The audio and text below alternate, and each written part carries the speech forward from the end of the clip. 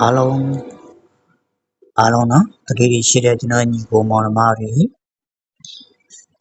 ဒီတစ်ပတ်ပေါ့နော်ကျွန်တော်ဗရိတ် site လေးတစ်ခုနဲ့လာပြီးတော့ပြပေးမယ်နော်ဗရိတ်လေးကတော့ယူရှင်းပါတယ်နော်လော်လေးပါပဲနော်ပေးမယ်မပေးဘူးဆိုတော့တရားရခိုင်နှုန်းအာမခံလို့တော့မရဘူးပေါ့နော်မပေးဘူးလို့လည်းပြောလို့မရသလိုပေးမယ်လို့လည်းပြောလို့မရဘူးပေါ့နော်ဒါကတော့ကံကြမ္မာပေါ်မူတည်တာပေါ့နော်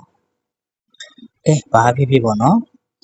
ကျွန်တော်တို့တစ်ချက်လိုက်ကြည့်အောင်နော်ပေးတာမပေးတာတော့နောက်ထားပေါ့နော်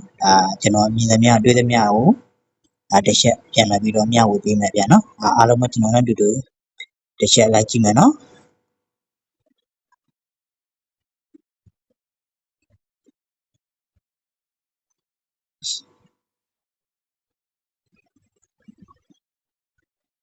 ဒီမှာနော်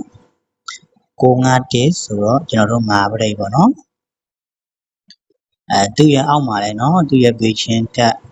နော်1နော်ကျွန်တော်တို့5ပရိတ်ပဲနော်ဒါဆိုရင်ဒီခုလာမဲ့အချိန်ပေါ့နော်ကျွန်တော်တို့က5ပရိတ်ဆက်ပေးမှလားပေါ့နော်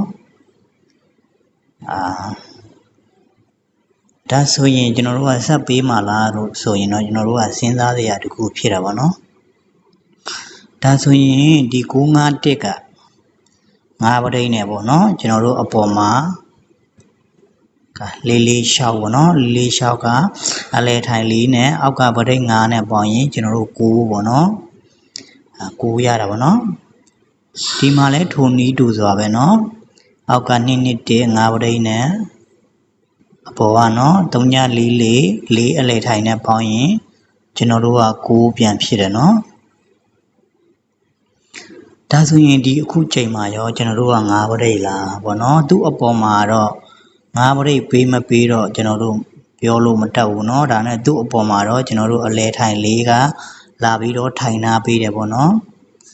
ဒီအပေါ်မှာ446เนาะကျွန်တော်တို့အောက်က5ပရိတ်နဲ့4အလဲထိုင်ပေါင်းရင်9ဒီအောက်မှာ2 5ပရိတ်နဲ့အပေါ်မှာ3944 4အလဲထိုင်ပေါင်းရင်9ပေါ့နော်ဒါဆိုရင်ဒီတစ်ချိန်မှာလဲเนาะကျွန်တော်တို့အပေါ်မှာပြီးခဲ့တဲ့ဘက်က145ထွက်ထားတယ်เนาะ4ကအလဲလာထိုင်ထားတယ်ဆိုတော့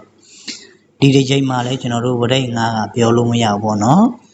ဒါကြောင့်မလို့ကျွန်တော်ရဲ့အကြီးမိတ်ဆွေတွေကိုကျွန်တော်မြင်သမျှတွေ့သမျှလေးကိုလာပြီးတော့ပြပေးတာပါနော်အားလုံးပဲကြိုက်နေတတ်မယ်လို့လည်းထင်ပါတယ်ဗျနော်ကြိုက်ရင်လည်းသုံးကြပါလို့နော်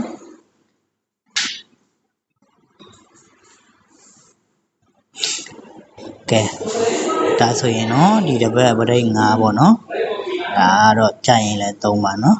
အားလုံးပဲဘိုင်ပါဗျာနော်